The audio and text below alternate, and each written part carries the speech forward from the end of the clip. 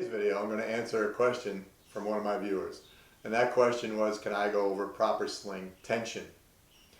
Welcome back to 10X Power Up. My name is Steve. So before we get outside, I'd like to congratulate one of my viewers who 2 weeks ago at the Ohio State Rifle Championship legged out, got his last leg, and became a distinguished rifleman.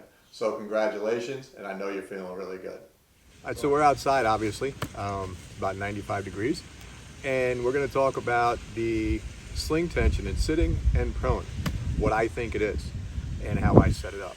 To me, sling tension is, if it's proper, when you shoulder the rifle, on-shoulder the rifle, and re-shoulder the rifle, you're lining back up on the target the same way, you have good visual acuity, and you're not being pulled left, right, up, or down because your rifle's falling out of your shoulder.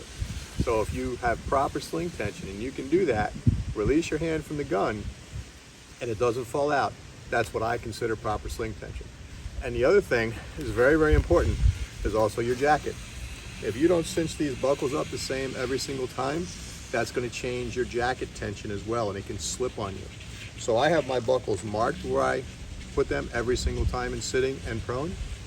And when I do sling up the rifle, wherever you put your sling, if you're inconsistent, whether it be from the outside to the inside of your arm, that's going to increase the length of your sling, okay?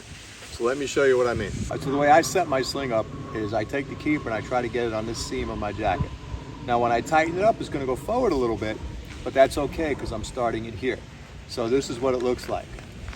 And I've learned to pull out like this, and it really is consistent.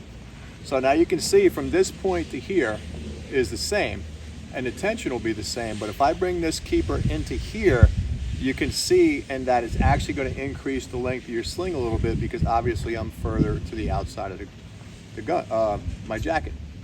So now we're going to sling up, and I'm going to show you what it looks like. The idea here is to do the same thing every single time.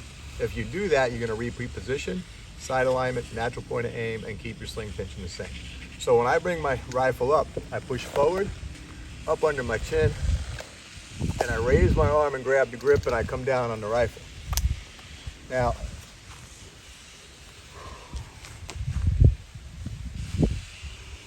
that's proper sling tension to me. So now if I on-shoulder the rifle and re-shoulder it,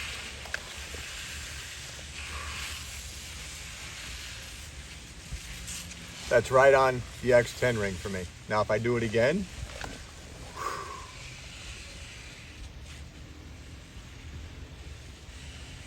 again, I'm right on target. So that tells me that I have everything where I want it, proper sling tension. Now, for example, if you notice here on my hand, okay, what I do, and it's probably a little unorthodox, but I find it works for me, is I actually curl my fingers, and that gives me a little more elevation. So if I lay my hand flat, I'm now looking down at the berm, if you will, below the target. So I found for me to get a little bit more elevation so I'm not leaning back or trying to lift the rifle. And now I curled my hand a little bit. Right back on target. Now if I put this rifle in my shoulder, I am, where I want to be.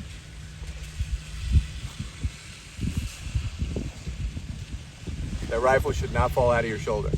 If the rifle does, okay, if you release your arm and your rifle does fall out like this, I'm going to suggest to you your sling tension is too tight, too loose. And if your sling tension is too loose, you're going to introduce muscle into your position, and consequently your shots are going to go all over the place, all right? And that's how I set up for sitting. I put the sling in what I call sling hole 3, and that's from the end of the strap or the sling. So it's 1, 2, 3. That's my sitting position. Now for prone, I use sling hole 2. That gives me a little bit more length. I'm a little looser in prone, and it's not pulling me one way or the other. Now if I take this rifle and I have the sling really super tight, and I shoulder the rifle, it can actually pull me one way or the other like this.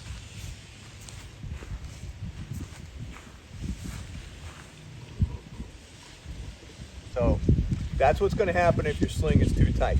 If your sling is too loose, your group is going to open up immensely, Okay, it's just going to be all over the place. So that's an indicator to me that my sling is too loose. So if I do this correctly,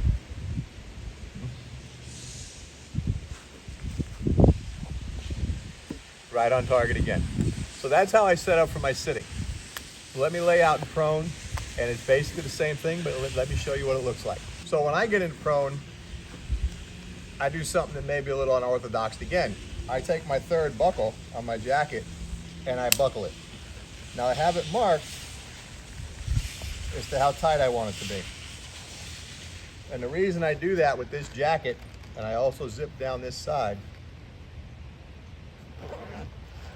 because these buckles in this particular jacket, which is a Menard jacket, they will lay right in between my ribs. So by me buckling this, I'm not fighting that buckle digging into my ribs.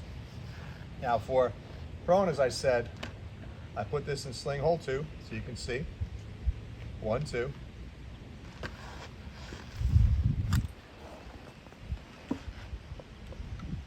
And everything that we just spoke about in sitting is true to prone as well. If your sling is too tight, I'm going to suggest you're going to be pulled left or right. You may hit it once or twice like I used to do. I'd hit it, I'd shoot a great score, and I wonder why I couldn't repeat it. It's because I can never quite get it in the same position all the time. So again, this is to the outside on the seam where I want it to be. And then I just pull up on it and make it tight.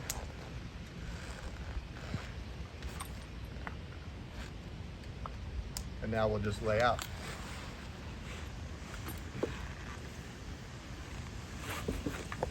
Now, the other thing to be conscious of, when I started shooting, I was always taught to invert this arm.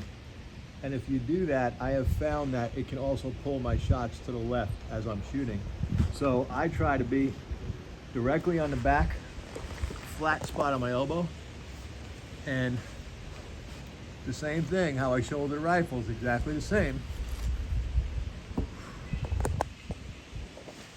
So I take the rifle, push it high and up into my neck, and I have my elbow and shoulder up. I grab the pistol grip and I come down.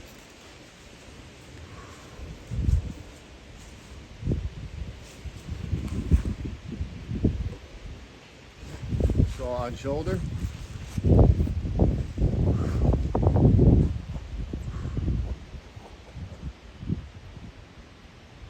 and re-shoulder, and I'm right back on target. What's also critical for your sling tension is to make sure you have your hand in the same spot all the time. Because if you don't and you go too far out, you can actually be too low in position. Okay, kind of like this. And then what happens is you're using muscle in your eye to get your visual acuity.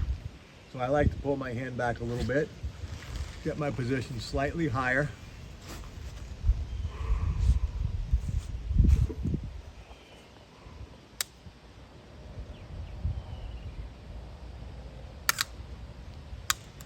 And that's what the position looks like from the side.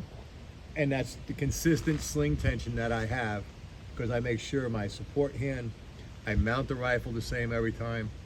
I position the sling when I sling up the same way, and that gives me proper sling tension.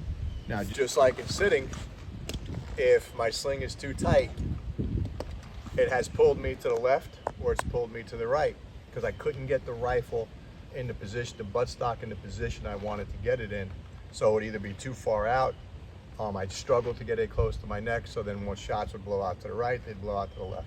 And again, if you find your shots rising as you're shooting, I'm going to suggest that your sling is too loose and the buttstock is dropping in your shoulder. So that's what I believe proper sling tension is. So if you like the information I'm presenting to you, give me a big thumbs up, share with your friends, like and subscribe. Thanks for watching 10X Power Up. Have a great day, and I'll see you on the range.